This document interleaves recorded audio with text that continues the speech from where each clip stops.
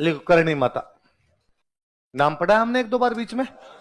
हम पढ़ते हैं कि भाई जोधपुर के किले मेहरानगढ़ की नींव किसने लगाई थी कि करणी माता। हम पढ़ते हैं कि बीकानेर के राठौड़ों की इष्ट देवी कौन सी है, तो कौन सी है, पढ़ा हमने एक दो। करणी माता का जन्म है जो जोधपुर जिले में गांव पड़ता है सुआप। कौन सा गांव था, तो लिख लो जन्म स्थान सुआप। मंदिर लिख लो देशनोक बीकानेर।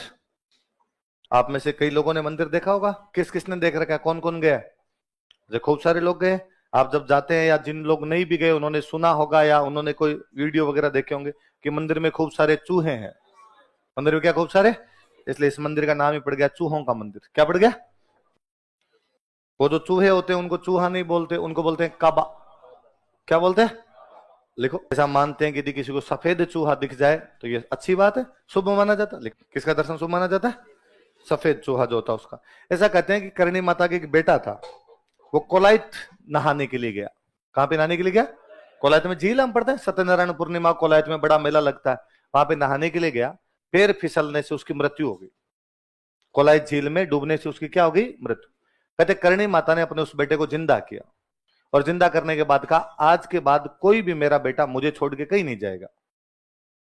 आज के बाद मेरा बेटा कोई भी मुझे छोड़ के। तो कहते देशनोक गांव के अंदर जो भी चारण रहते हैं वो सारे करणी माता के वंशज हैं।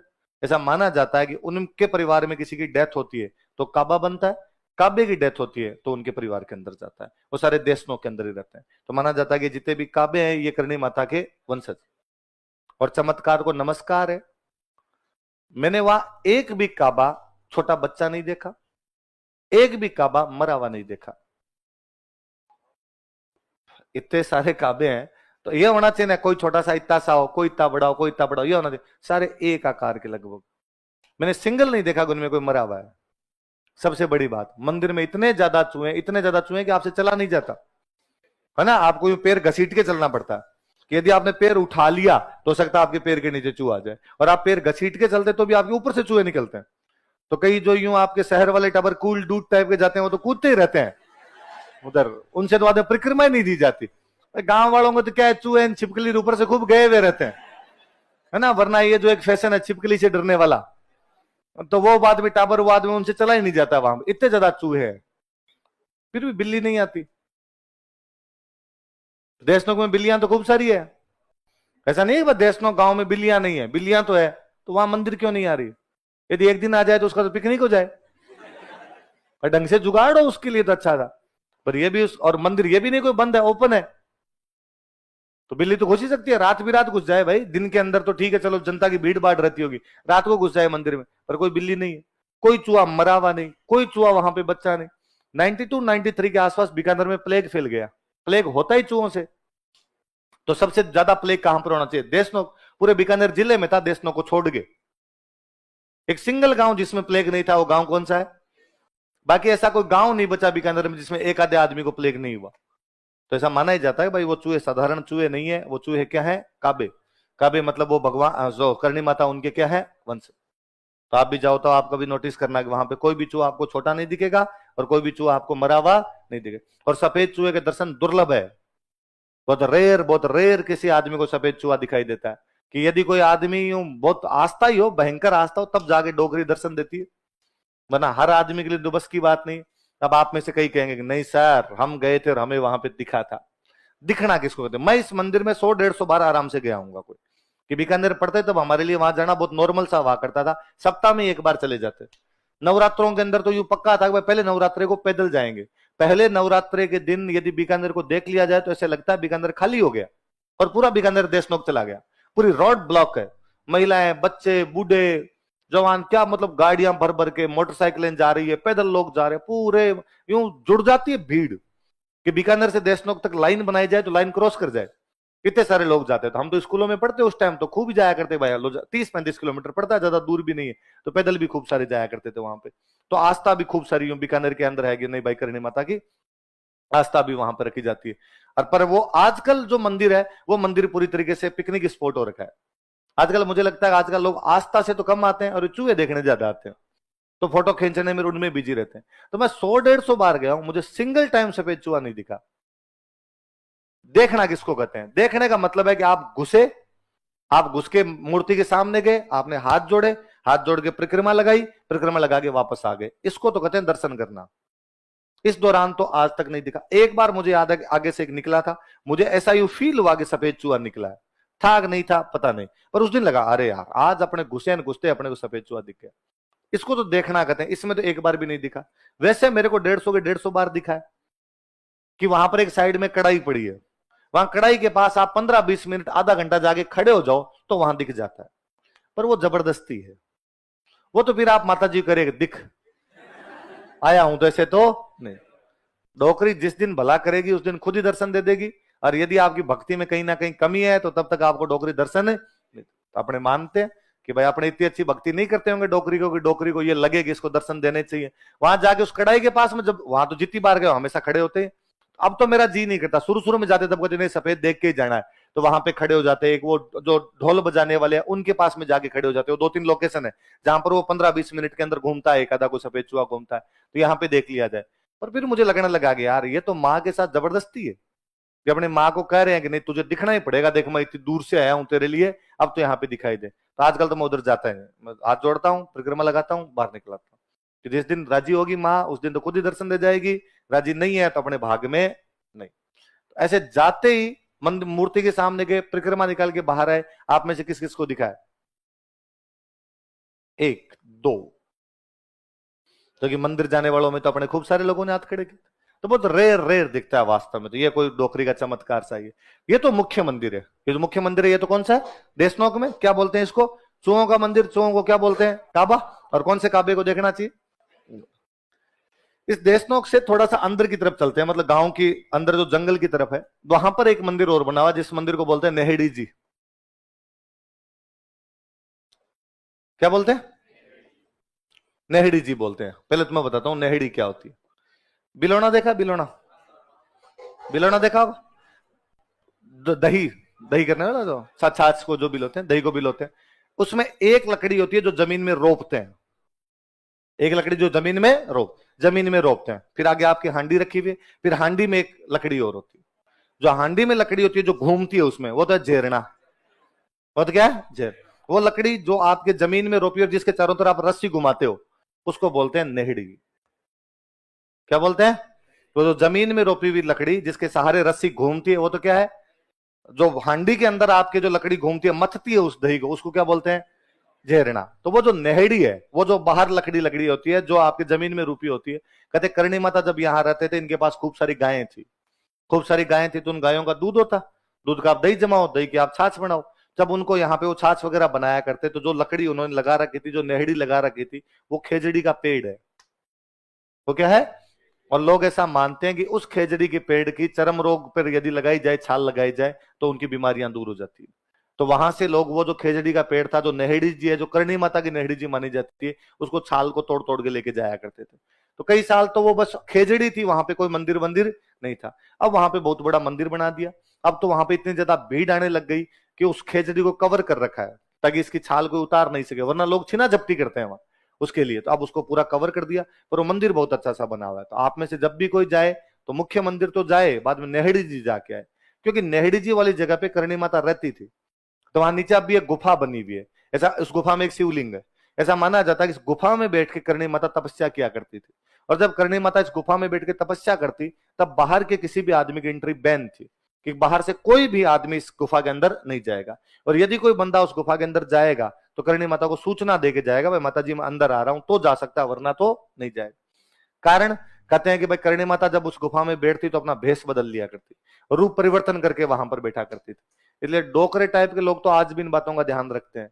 और जब उस गुफा के अंदर घुसते हैं तो या तो उसकी दीवारों पर मारते हैं, आने का एंट्री साइन है, या बाद गांव का सीधा तरीका खंखारे करो, खंखारे करके अंदर जाओ। युवा पीढ़ी को पता नहीं तो आप सीधे सीधे उसमें घुस जाते हो, नहीं घुसना उसमें। उस गुफा में घुसने से पहले या तो उसकी दीवारों पर मारा जाए, या बाद में क्या किए जाए? खंखारे किए जाए, तब अंदर जाके सूचना मिलेगी भाई आप अंदर आ सकते हो। उस मंदिर को क्या बोलते हैं? ऐसा कहते हैं कि करणी माता 151 साल की होके मरी थी। कितने साल जिंदा रही थी? आप कभी नोटिस भी करना, ऐसा होता भी है कि यदि कोई बंदा 100 साल के बाद जिंदा रहे, हम भारतीय दर्शन ये मानता है कि व्यक्ति का जीवन कितने साल का है? 100 साल से पहले पहले आदमी मर जाएगा, अपने 100 साल का माना जाता। पर मान लो यदि कोई 100 साल के बाद जिंदा रहता है, तो यदि किसी आदमी के बाल उड़ गए तो वापस आते हैं, यदि बाल सफेद हो गए काले होते हैं, यदि दांत गिर गए वापस आते हैं। महिलाओं की दाढ़ी आ जाती है, महिलाओं के दाढ़ी के बाल आने लग जाएंगे, और कहते हैं कि जिन महिलाओं के दाढ़ी के बाल आने लग जाते हैं वो देवी का रूप है। इसलिए आज भी गांव में जिन महिलाओं के इस प्रकार के चेहरे पर बाल दिखाई दे उनको चमत्कारी महिलाएं माना जाता है। तो करणी माता की दाढ़ी आ गई थी, इसलिए करणी माता का नाम है दाढ़ी वाली डोकरी। क्या नाम है? डोकरी का मतलब होता है बूढ़ी महिला। डोकरी का मतलब क्या होता है? इतने बूढ़े हो गए थे कि उनकी क्या आने लग गई थी? दाढ़ी आने लग गई थी। देखो, करणी माता को दाढ़ी वाली डोकरी कहा जाता है। अरे डोकरी शब्द पे आपको पता नहीं क्यों अजीब लगता है। मैंने मतलब यहां आने के बाद मैं पढ़ाने लगा तब मुझे लगा कि डोकरी शब्द पे हंसते हैं।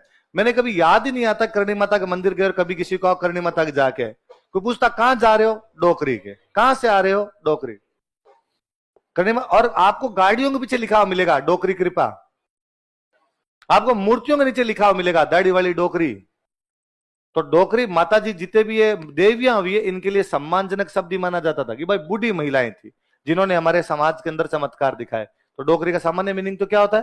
बूढ़ी महिला, चेहरे पे दाढ़ी ना आ गई थी इसलिए क्या बोलने लग गए? अभी भी कभी आप देख रहे हैं, कभी देशनोक जाओ तो वहां बाहर दुकानें, आप उन दुकानों पे कभी नोटिस करना कि कोई बंदा जाता है तो मूर्तियां लाता है वहां से। तो कोई बंदा गया दुकान पर, उसने जाके कहा मुझे करणी माता की मूर्ति दे दो। तो करणी माता की एक बहुत फेमस सी मूर्ति है जिसमें करणी माता एक महिला के रूप में खड़ी है, उनके हाथ में वो त्रिशूल सा लिया हुआ है और साथ में एक शेर बैठा है। साथ में क्या बैठा हुआ है? शेर। वो बहुत फेमस मूर्ति है करणी माता की। तो दुकान वाला फटाफट वो निकाल के देता है। कई बार 10 लोगों में से कोई एक आदमी वापस कहेगा ये मत दे, डंकी दे, दाढ़ी वाली दे। असली रूप माता जी का वो है, ये तुम्हारे बनाए हुए हैं कि माता है तो माता के साथ में शेर है और माता है तो माता के हाथ में क्या है? त्रिशूल। ये हमारे वाली करणी माता नहीं, ये तो कोई माता है। हर देवी का स्वरूप इसी प्रकार का है। हमारे वाली माता जी तो वो है जिसमें दाढ़ी आ रखी है। फिर बाकायदा वो एक सिंगल फोटो निकाल के देता है जिसमें एक बूढ़ी सी महिला बैठी है और उस महिला के चेहरे पे क्या रखी है? दाढ़ी आ रखी है, इसलिए नाम ही क्या पड़ गया? दाढ़ी वाली डोकरी। कितने साल के हो गए मरे? 151 साल के। और मुझे तो यह भी बड़ा अजीब लगता है, इन माता जी को कभी आप नहीं कहा जाता। कितने साल के हो गए? मरी तू। मां के साथ रिश्ता तभी बन पाता है डंका। तो मेरे कभी याद नहीं आता, कभी मैं और किसी मंदिर में गया हूं तो मैं उनको जाके भगवान का जोड़े, हे भगवान आप ये करना मेरे लिए, आप ये करना। करणी माता अगर मैं कभी कहूं तो डोकरी तू ये कर, तू मेरा ये भला काम कर, तू मेरा ये अच्छा काम कर। माँ को आप कहे फिर माँ वाली सी फीलिंग ही नहीं आती, फिर लगता कोई और कोई महिला है उसके साथ। तो वो दिल वाला रिश्ता तो तभी बन पाए जब आपको लगता है कि आप वाकई उसके बेटे और वो आपकी माँ है। करणी माता का प्रतीक माना जाता है चील। चील होता है चील, उसमें भी चील होती है, इसको लोकल भाषा वहां बोलते हैं सांवली। क्या बोलते हैं? सांवली। लिखो करणी माता का प्रतीक, सिंबल ऑफ करणी माता। तो करणी माता का प्रतीक क्या माना जाता है? चील। या कोष्टक में क्या लिख लो? सांवली। यह भी कोई डोकरी का चमत्कार ही है। बीकानेर में किला है जूनागढ़, जूनागढ़ का किला 1589 के आसपास बना लिया राय सिंह ने। 500 साल हो गया आज बने। कितने साल हो गए? 2000 चल रहा है तो 500 साल हो गए। आप कभी चले जाओ जूनागढ़ किले को देखने के लिए, वहां जूनागढ़ किले के ऊपर बीकानेर का झंडा है। बीकानेर स्टेट जब हुआ करता उसका जो झंडा था वो था, उस पर एनी टाइम चील है, हर समय चील है उसके ऊपर। और मतलब आप उस टाइम नहीं दिख रही, आप 2-4 मिनट खड़े हो जाओ कहीं से उड़ते हुए आएगी, उस झंडे के आसपास चक्कर कटेगी। तो कहते बीकानेर पे करणी माता का आशीर्वाद था। किसका आशीर्वाद था? कि जब बिक्का यहां पे आया था सबसे पहले जाके किससे मिले थे? तो उस दिन करणी माता ने बिक्का कहा था कि बिक्का तेरो बिकाणो जोदण है सवायो बाजसी। बिक्का तेरो बिकाणो जोदण है, कि हे बिक्का एक दिन तेरा बीकानेर जोधपुर से भी क्या हो जाएगा? सवाय। आप नोटिस करो, हमने रियासत पढ़ी अजमेर, चौहानों की एक रियासत कौन सी पढ़ी? अजमेर। चौहानों की मूल रियासत अजमेर थी, अजमेर से टूट के और खूब सारी रियासतें बनी, पर उनका इतिहास अजमेर से बड़ा नहीं है। उनका सबका अजमेर से छोटा छोटा इतिहास ही है ना। हमने एक मूल रियासत पढ़ी मेवाड़, कौन सी पढ़ी? मेवाड़ से टूट के बनी डूंगरपुर, बांसवाड़ा, प्रतापगढ़, शाहपुरा। छोटा छोटा इतिहास है, मतलब हमने एक दिन में चारों कर लिए, डूंगरपुर, बांसवाड़ा, प्रतापगढ़, जो कि मेवाड़ पढ़ने में अपने को लगे दिन 15। हमने रियासत पढ़ी परमार, परमारों की मूल रियासत थी आबू, वागड़, जालोर, किराड़ू तो हमने 5 मिनट में किए हैं। मालवा वाले जरूर थोड़ा बहुत टाइम खा गए थे, उनमें किताबें थी इस वजह से। जोधपुर से टूट के रियासत बनी किशनगढ़, लाइन 3 लिखी है हमने। जोधपुर से टूट के बनी बीकानेर, दिन 3 खा गई वो। कोई रियासत मूल रियासत से टूट के बनी है राजस्थान में, उनमें एक ही रियासत फली फूली है। वो रियासत कौन सी थी? वो किसका आशीर्वाद है? 1999 2000 में सन बोल रहा हूं, इसके आसपास 2000 के आसपास में बीकानेर में छावनी में आग लग गई। छावनी समझते हो, जहां फौजियों का रहने का। आग भी वहां लगी जहां पे ट्रक थे हथियारों वाले, जिनमें गोला बारूद रखा हुआ था, उनमें आग लग गई। और अपने आप वो गोले फटने लग गए। कई गोले तो वहां से उसमें आग लगने के बाद वो दूर दूर जाके पड़े, इसलिए छावनी से 1-1 किलोमीटर दूर, 2-2 किलोमीटर दूर जा जाके गोले पड़े वो जाके। बीकानेर में सिंगल कैजुअलिटी नहीं। जहां जाके वो गोले गिरे वो ऐसी जगह पे गिरे जो नो मैंस लैंड है, जहां पर कोई भी आसपास में बंदा नहीं है, तो आड़े वो जाके। बीकानेर में सिंगल कैजुअलिटी नहीं। जहां जाके वो गोले गिरे वो ऐसी जगह पे गिरे जो नो मैंस लैंड है, जहां पर कोई भी आसपास में बंदा नहीं है, तो हताहत कोई नहीं हुआ। छावनी के अंदर फटे, उसके बावजूद कोई फौजी नहीं, कोई कैजुअलिटी नहीं। और फाइनली तो 2 बंदे अंदर पड़े जो उन ट्रकों को निकाल निकाल के ले गए। 1-2 ट्रक में आग लगी, बाकी ट्रक सब में लग जाएगी, तो बाकी ट्रकों को लड़के निकाल के और ले गए। उन लड़कों के पास चाबियां नहीं थी, उसके बावजूद वो उनके अंदर घुस गए, तार वार जैसे जोड़ के ट्रकों के डायरेक्ट वहां से निकाल के ले गए। और भाई शाम को यूं था कि भाई गोले चले, लेकिन जैसे तैसे करके बीकानेर तो बच गया, वरना आज पूरा बीकानेर तबाह हो जाता। यदि वो सारे गोले चल जाते तो एक आदमी नहीं बचता, पूरा बीकानेर एक साथ पूरा शहर मटिया मेट होता। लोगों का अरे बच गए बच गए, भगवान का आशीर्वाद है। ऐसा कहा जाता है कि शाम उस दिन रात को करणी माता ने देशनोक मंदिर के जो मुख्य पुजारी है उनको दर्शन दिए और उनको कहा कि इन बीकानेर वाले मंगतों को समझाना कि इनको बचाने के चक्कर में मेरे हाथ जल गए। बचाने के चक्कर में मेरे क्या जल गए? आग। आग में आप हाथ लगाओगे तो हाथ जलेंगे ना, तो वो गोले बारूद के मैंने हाथ लगा लिए थे, तब ये बचे हैं जाके। मैं तब छोटा था बहुत, अखबारों में मुझे अब भी याद है, अखबारों की हेडलाइन थी कि अगले दिन पूरे बीकानेर के अंदर जितनी महिलाएं उन्होंने हाथों में मेहंदी लगाई। हाथ जब जल जाते हैं तब हाथों को जलन से रोकने के लिए क्या लगाते हैं? अगले दिन था कि करणी माता के हाथों को जलन से बचाने के लिए बीकानेर की समस्त महिलाओं ने मेहंदी लगाई। कि उस दिन यदि कोई बीकानेर को बचा रहा था तो कौन बचा रही थी? डोकरी बचा। तो डोकरी का भयंकर भयंकर वाला आशीर्वाद है अभी भी। और चील वाला है, मुझे हमेशा लगता है कि यार इस वैज्ञानिक दौर में भले कितनी बातें माने और नहीं माने, वो चील हमेशा वहीं क्यों रहती है? हमारे घर पे तो नहीं आ रही भाई। यदि यूं कह दे बीकानेर में खूब सारी चिड़ियां, फिर तो हर जगह ही आनी चाहिए, फिर तो हर घर पे आ जानी चाहिए। मैं ही लोग करणी माता को मानता हूं तो हमारे घर पे एक डली रहे कि भाई मेरे को जब जी में करणी माता देखने चील आ जाए। उस किले के ऊपर क्यों मंडरा रहे? वो उनकी इष्ट देवी थी, उन राजाओं के अंदर वो चीजें थी। ये बीकानेर वाला अभय सिंह था आपके, सॉरी ये जोधपुर वाला अभय सिंह। एक युद्ध पढ़ा है मैंने, गंगवाना। गंगवाना का युद्ध पढ़ा है? तो कहते गंगवाना वाला जब युद्ध हुआ था तो अभय सिंह ने बीकानेर घेरा था और चारों तरफ से बीकानेर को घेर रखा। अभय सिंह ने मारूंगा तुमको सबको। जोरावर सिंह अंदर बैठा बेचारा, बेचारा हिल नहीं पाए, एकदम पार ही नहीं पड़े कि क्या किया जाए। और जोरावर सिंह लगा मरा दिया। इस बार अभय सिंह बीकानेर लूटेगा और अपनी पार इसके खिलाफ। तो जोरावर सिंह बैठा बैठा करणी माता को याद करता है और करणी माता कहता है कि डाडाली डोकर थई क्यों कह तू गई विदेश, कि हे दाढ़ी वाली महिला, या तो तू डोकरी मतलब इतनी बुढ़ी हो गई कि अब तेरे से कोई काम नहीं होता। डाडाली डोकर थई का तू गई विदेश, या तो विदेश चली गई, हमारा बीकानेर छोड़ के चली गई, या तो इतनी बुढ़ी हो गई कि अब तेरे से कोई भी काम नहीं होता। खून बिना क्यों खोसी जहर निज बिका को देश। आज देख हमारी क्या हालत हुई है कि हम बिक्का के वंशजों का देश जोधपुर वाले छीन लेंगे। हम लड़ाई भी नहीं कर पा रहे, हम चारों तरफ से घेर लिए गए हैं।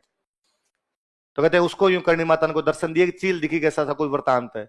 उसने बाद में अपना एक बंदा भेजा सवाई जयसिंह के पास। किसके पास भेजा? सवाई जयसिंह। और सवाई जयसिंह को आगे कहा भाई हमारी पार नहीं पड़ रही, तू हमारी सहायता कर। सवाई जयसिंह बदमाश आदमी था। सवाई जयसिंह ने कहा कि तुम्हारी रक्षा तो करणी माता करती है, तुम तो बीकानेर वाले करते हो ना, हमारे तो करणी माता आ जाती। इस बार कहां गई तुम्हारी करणी माता? वो 2 पंडित जी आए थे, वो और सियाणे थे। उनका करणी माता ने ऑर्डर दिया है कि इस बार सवाई जयसिंह बचाएगा मेरी तरफ से। इसलिए सवाई जयसिंह जयपुर की तरफ से जोधपुर पे हमला करता है, गंगवाना पे। जब इधर जोधपुर से जाता तो अभय सिंह कहां बैठा हुआ है? बीकानेर। तो अभय सिंह को लगा कि यार यदि मैं बीकानेर बैठा रहा तो सवाई जयसिंह क्या लूट लेगा मेरा? जोधपुर। तो अभय सिंह बेचारा भाग के आया उधर से, गंगवाना के अंदर लड़ा, तो बीकानेर खाली हो गया। गंगवाना में लड़ाई, उसके अंदर सवाई जयसिंह जीतता है, जोधपुर वालों पर जुर्माना लगाता है, फिर वहां से वापस आता है। तो गंगवाना की तो पूरी लड़ाई डोकरी ने जिताई है उस दिन, कि वरना वहां से अभय सिंह की घेरा ही खाली नहीं करता, और घेरा खाली नहीं होता तो अभय सिंह लूट लेता उस दिन। तो याद रहेगी करणी माता की बात है।